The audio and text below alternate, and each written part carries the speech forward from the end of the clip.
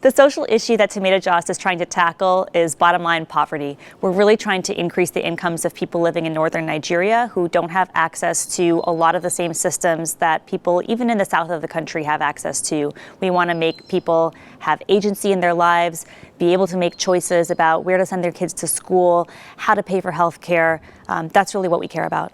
To me, impact means both bottom line impact on the company's profitability and creating a positive impact on the community in which the company operates. So we want to make sure that everything we're doing, all of our profitability is directly tied to the lives of the people in which our company operates.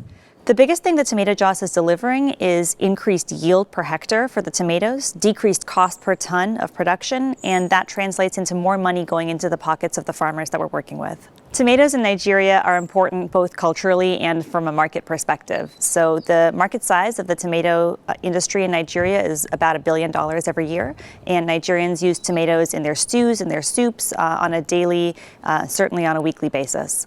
When you look at the supply chain of tomatoes in Nigeria, it seems like a simple problem at first. There's a lot of supply, a lot of the tomatoes get wasted, and yet there's a huge demand for the value add. But what we realized when I started to do a little bit more research is that it's more than just about supply and demand, it's also about the efficiency of production. And that's really where we focused.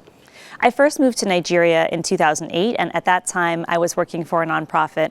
TomatoJos hadn't even been born in my mind. But when I got to Nigeria, I fell in love with the country and I fell in love with the people, and I realized that to me, what would make me feel like I was having a greater impact was solving the problem of poverty, helping people to have more agency in their lives, helping people to be able to make choices about how they want to spend their money and what they want to do.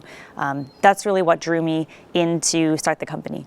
We'll know when we've succeeded when the farmers in our community are sending their kids to universities, are sending their kids to other parts of the country, when they're able to have, better housing, better health care, better education.